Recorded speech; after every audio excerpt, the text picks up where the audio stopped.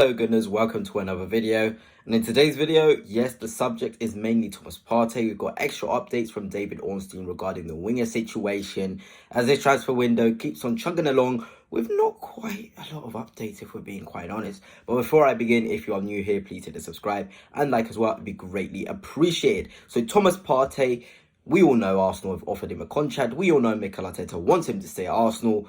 But is that reciprocated? Does Thomas Partey really want to stay at Arsenal with the current conditions of the contract that Arsenal have offered him?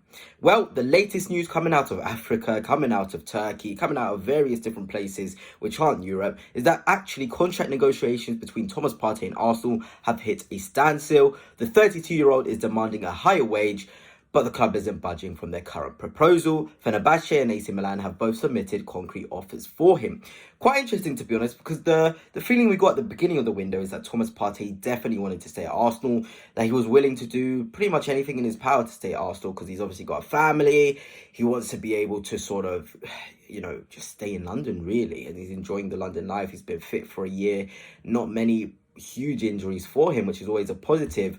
But now, as football is, he's 32 years old. Arsenal have a limit, and if Thomas Partey is going over that limit, then we have every right to rescind the contract. And yes, I know a lot of Arsenal fans which watch my videos, which are on Twitter, which are on every social media platform, absolutely love Thomas Partey, and that's fair enough. You can love him, you can think he's a phenomenal player. I'm not going to go against you for that, but there comes a point where if you're not sort of performing to the levels which an increase in wage is necessary, then you've got to go. We've got to think about the longer term future of the club, and Thomas Partey, with what he's asking for, it's kind of crazy. It's kind of crazy. An increase on £230,000 per week is a lot for somebody who's probably got 2 or 3 years maximum at our level. There's also this report. There's now an increased chance that Thomas Partey leaves Arsenal upon the expiry of his contract, with the two parties at an impasse. Arsenal are holding firm plans on whether to offer Partey the same salary, while the player wants a wage increase. So again, further confirmation. This is a source in England, actually. So there you have it. England, Africa, Turkey, all saying Thomas Partey wants an increase in the money that he's got. And obviously, we have that limit. But let's now move on to the potential replacements of Thomas Partey. And Louis Aubameyang is a player that Arsenal have been scouting as a Partey replacement. This has been something for a very long time. Since I think the summer of last season, actually last summer, Arsenal were looking to get rid of Partey and bring in Aubameyang. It didn't quite happen. Maybe now this summer will be the time where we can actually do that. And if we're looking at his statistics, this is Aubameyang. It looks absolutely incredible. I mean, this is a defensive midfielder. I don't think there's a player out there which would be more perfect as a Thomas Partey replacement.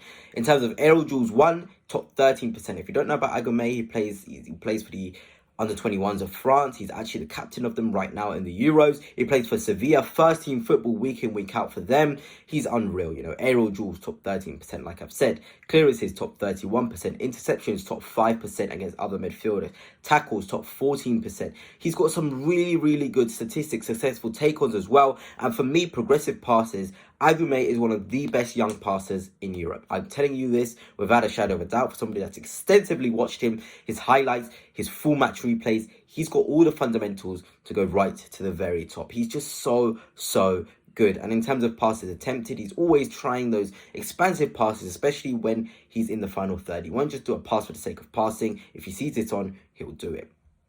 And this is his run of form going to the end of the season. This is phenomenal. Villarreal, he was man of the match. Real Madrid, he was really good. Las Palmas, he got himself an assist. Man of the match against Atletico Madrid, where he scored. This is a guy who's really, really good and confident. This guy has a lot of fundamentals to make it in the game. I love him as a player. I love him as a profile. And I feel like it's now the right time, if Partey wants that increase on wage, to get someone like Aubameyang. You've got Zubimendi, Aubameyang, Declan Rice, 3 very strong defensive midfielders. Mikel Merino can also play in that 6th position. So there's many positives to making a move for someone like Aubameyang at this time of sort of thing. He's also a leader, by the way, like I said, playing for the France under-21s and being the captain. You know how talented that side is. They've got Luque, but they've got other profiles in there, and he's the captain. Goes to show how good he is. And another player who Arsenal haven't been sort of linked with, but I'd absolutely love Arsenal to go for, and is Boadi. This kid is unreal. 17 years of age, and he has everything. Last season, under 24 defensive midfielders, Jules won. He was in the top 5. That's incredible. The youngest player in the top 5. When you see João Neves in there, Angelo Stiller in there, Paul Wanner as well, a really good youngster too. you just got to know how good this kid is. He's been man of the match against, I think it was Dortmund in the Champions League, played against Real Madrid, was top. He has played in so many big games, you know. France, they don't joke about if you're good enough, you're going to play. They're not going to just slowly introduce you. You got the talent, you're going to play in the lineup. And Boadi has the talent, and I really, really enjoy him as a player. I think he has so many good things about him, you know. And I don't think we can sign him until he turns 18, but get that agreement done, £30 million. I think it's a deal you've definitely got to be going for. But anyway, let's now get on to the winger side of things and a bit of the other stuff that David Ornstein has talked about. Arsenal and Chelsea have called their pursuit of Nico Williams. Finally, after about 53,699 years of chasing this guy, we have called that interest. What a waste of time. With Barcelona and Bayern Munich emerging as more plausible destinations if he leaves Athletic Club, Williams has a lucrative offer on the table for him to extend his time in Bilbao. There you have it. No more Nico Williams. I don't want to talk about him anymore. Wasted our time chasing him for so long. Let's just hope. I'd love to see the ins and outs of this chase of Nico Williams, because from the outside it's just looked like a circus really in terms of how long we've been going for him and nothing materializing. It's just been airing us really. It's just quite disappointing. You know, a player with a lot of talent who would have suited the system, but it is what it is. Let us move on. On top of a new striker, David Ornstein again speaking, Arsenal would like to strengthen their squad with a new wide player. Rodrigo is of interest, although a deal is unlikely to come cheap, and that could present a challenge domestically. Anthony Gordon is another player that they admire. These links to Anthony Gordon just won't go away. I've been on my Twitter. If you follow me on Twitter, TM Talks Ball. Give me a follow if you haven't already. But I've been putting out these compilations of touchline actions of all the wingers we've been sort of linked with.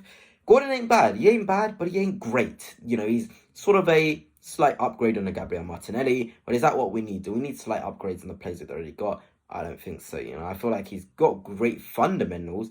Pacey, ball striking. He's a lot more clean in his actions and composed in his actions. But he doesn't really get you off your seat, really. He doesn't really at all. You know, Rodrigo, again, in that report by Ornstein, is of interest. A deal is unlikely to come cheap. That is the talking point with Rodrigo. I feel like after the Club World Cup, it will be a major indication of where he stands with Xabi Alonso. He wants to play on the left. He wants minutes. Let's see how that goes. Finally, a central defender to support Gabriel Magalhaes and William Saliba. Signing Mikel Arteta would be happy to make. Mark Guehi is a player Arsenal like, but whether he would want to play second fiddle to first choice pairing could be an issue. Another signing, a centre half. We want somebody who can play back up to Saliba. We've got someone who can do that to Gabriel. We need someone to do that to William Saliba. And I feel like Guehi, Diamonde, they're great profiles. The Ribeiro lad at Leo, again, is another great profile that can come in, step in and do a job. You know, we need to be able to squad build and have players who can come in and step in, and a sort of quality drop won't be too noticeable. I feel like someone like Mark Guehi can certainly do that. And finally, Kepa to Arsenal is basically done. I feel like this is, again, us waiting for the next financial year. His initial information was he wanted to play first team, but, you know, he's happy to be back up and fight for his position, which is also great. You know, £5 million, I don't see many issues with it. But anyway, guys, that's it for now. Let me know your thoughts on the things discussed in this video. But until next time, peace.